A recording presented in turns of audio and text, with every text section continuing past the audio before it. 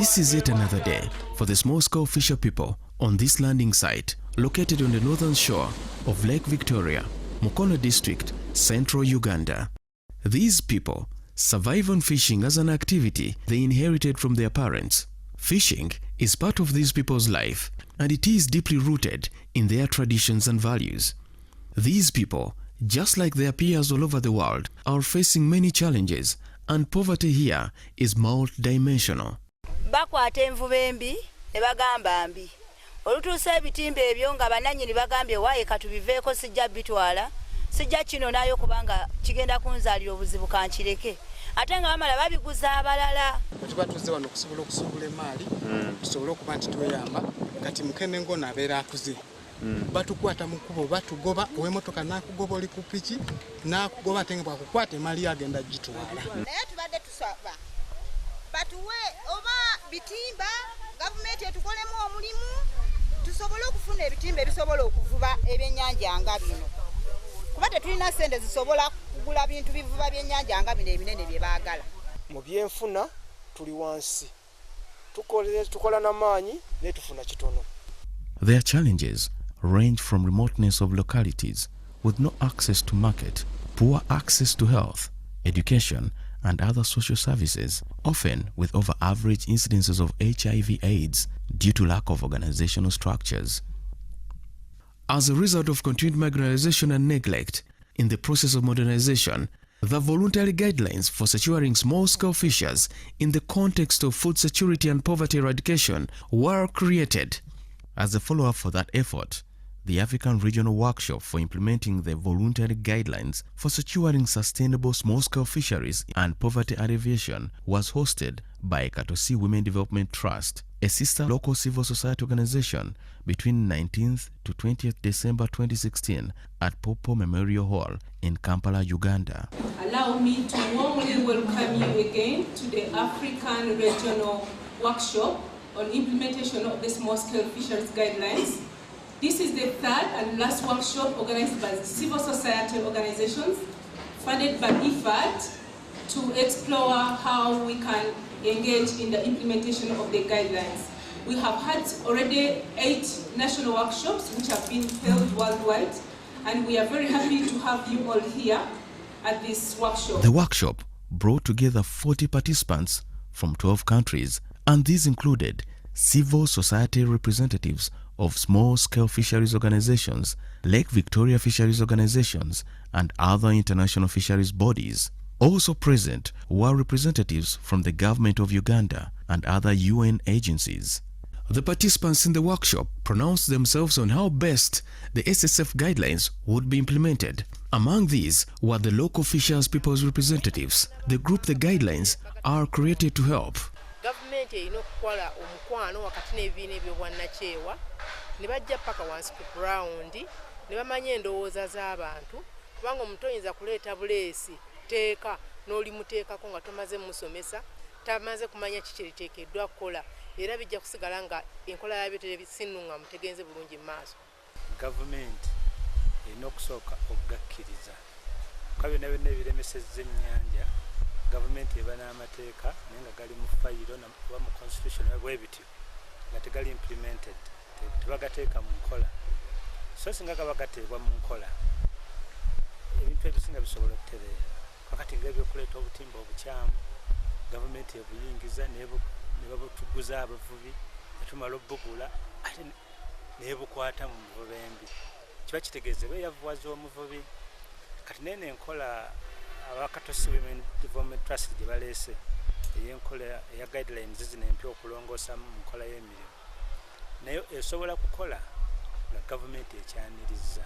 Ekyamazima nga Mpunga sub-county nze ndi chairperson LC3 Mpunga alina ebibala mawezi emyalo 15 eminene nga simaze bwalo butono naye obuzibu obuli mu kintu kino nti bwe wabaawo amateeka agakolebwa ate goonoonebwa olwa ssente nezoonoona amateeka so etteeka bwe liba liteekeddwa ababa bagenda okussa mu nkola baleme kulowooleza mu kya ssente bakola omulimu nga basasulwa akasente akaba kasobose ne bagenda ne babasindika nti bazze kwassa amateeka ye ate ne baba nga banoonya ssente muntu n'omukwata n'akatimba aka 2 n'omusabayo emitwalo 2 n'okamuddiza n'omukwata ne kokota butuufu evuba inchi 1.5 n'akuwa emitwalo 5 n'ogimuddiza. Kati abavubi bavuba bamanyi nti nja kukwata ssente empeeyo ngende mu maaso n'okyenkola. The local civil society's representative also raised serious concerns. So for us to have these guidelines implemented, one is to align them with our policies, national policies, and the laws. And for our case, we have now a national fisheries policy, although it has been already revised, but we also have the BMU statute, and we have the guidelines. So the BMUs, although they were banned, they were stopped by the president. I know this revised law will be able to reinstate them. I think one thing that we need to do is involve the communities and first make them understand what all these guidelines are about. Because once we don't involve the communities to learn and appreciate what the guidelines are about, then we are likely to hit a snag, and maybe these people will not accept these guidelines and not implement what we want them to do. So for the start, I would think for us to have these guidelines implemented, we need to have go to the communities, consult them, make them understand the importance of these guidelines. I look at BMU as a very good institution which is going to implement these guidelines, small-scale guidelines. And so, but my worry is one, that the BMU is a weak institution according to the law. And why is it weak? First of all, its internal governance is weak. The rules that control an individual member, a member who has been elected or appointed and so forth, because formerly they were elected, but now the government changed that they should be appointed, and which is very wrong. That's my worry as a policy analyst. It's a big worry, because when you appoint somebody to manage resource on behalf of other, democratically, that structure is not working. Foreign participants representing small-scale fishers organizations from different African countries also had an input. Having these voluntary guidelines for sustainable small-scale fisheries adopted by the COFI, we are so happy, because all the small-scale fishers is giving that recognition that they deserve and that they've been looking for several years. So in order for it to be implemented, number one, what we need is to have an alignment of the voluntary guidelines to the national policies, fisheries policies, and other policy-related instruments at the national level. Because as it is now, the voluntary guidelines are voluntary, as you know, the title is. But even if they are voluntary, for us we understand it's a soft law. We want it to become a hard law. And how can it become a hard law? So it must be aligned with the national policies and legislations governing the fisheries sector. So therefore, when we implement the guidelines, human rights must be at the forefront of the implementation of the guidelines. Over and above the commodification of the fish, over and above the money that can be derived from fish, first and foremost, the human rights of small-scale fishers in the communities should be recognized in order for us to be able to implement guidelines on small-scale fisheries that will be sustainable, not just for the resource itself, but also for the fishing communities and for those in the community to be able to be alleviated from poverty and the eradication of hunger through the implementation of these guidelines. The implementation of the guidelines rests with the government. As we can advocate as much as we can, but to give us the go-ahead or to implement these guidelines is the work of the government, because they are the ones who have to ensure that this guideline is also goes together with the country's policies on fisheries. And to implement these guidelines is actually to operationalize. We have really talked a lot about these guidelines, you know, the whole process, and then it has been passed by the governments. And now what's left is to implement, and I don't know why it is taking long for the governments who have signed this document to implement it. I'm from the local. My father is a fisherman. My great-grandfather is a fisherman. Why can't I ask my grandmother and my grandfather? What will help us to guide the guidelines is, you know, fishing work is a very dangerous work. And it is very dangerous. They have to help with the fishermen and fisherwomen. You know, for example, farmers. When it's getting to the time to farming, the government is able to give them support. Support like money so that they can farm well. And then farming day of festival, they used to build houses for them. They big things. And then they'll call fishermen and fisherwomen. They only give them only arbor motor and small nets. The participation of the small-scale fishers themselves towards implementation of the guidelines. And how will they participate? First, by them being knowledgeable, being aware of the existence of the guidelines, but also not just the existence, the content of the guidelines. And for them to be aware, these guidelines need to be interpreted.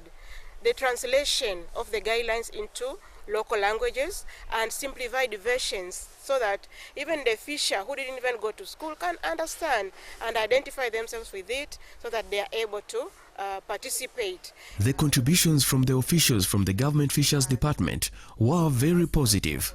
We must mainstream what is talked about in the guidelines into the policy. And where need arises, we need to put a legal framework to enable us implement the policies which we shall put in place. We shall need appropriate support from government, political arm of the government, in terms of funding and the goodwill and the empowerment of the structure, the government structure and systems that have been mandated previously to manage fisheries. We shall equally need empowerment of our local communities to own the resource. Of course, that is in line with the guidelines. That is the endeavor of the guidelines. So politically, government must appreciate that for us to sustainably be able to manage our fisheries resources, we need to support the local communities variously through empowerment programs, training, awareness creation, and guidance in terms of what they need to do so as to appropriately manage the resource. We need collaborative and participatory approach. Both the government and the local communities. When I talk about the local communities, I'm referring both to the fishermen and the civil society organizations. Because if you look at these small-scale guidelines, there are responsibilities for the government and there are responsibilities for civil societies and also for the resource users themselves. Because government puts in place policy, but implementation of policy is the responsibility of everybody, more so the resource users and the civil society organizations. A participant from Nigeria had an opportunity to visit a few local fishing communities. He interacted with the local fishers people, tried finding out how much they knew about the guidelines. This is a campaign guideline.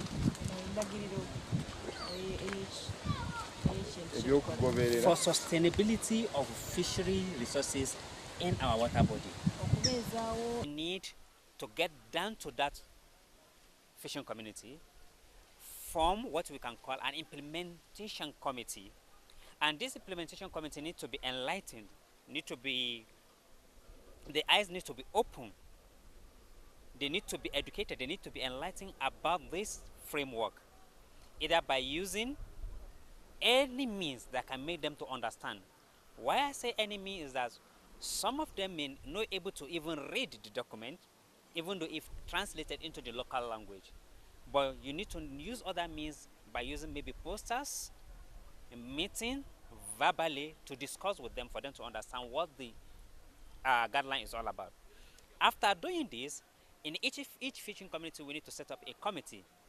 And the committee I'm talking about must comprise all the stakeholders, the fishers in that community, the government agencies, and even though the civil society and other NGOs that are working within that community or within that region.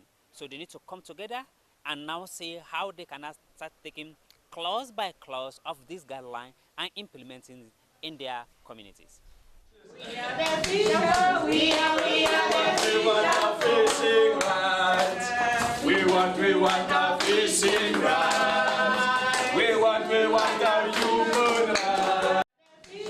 We want our fishing rights. We want our fishing rights. We want our human rights. We want our fishing rights. We want our fishing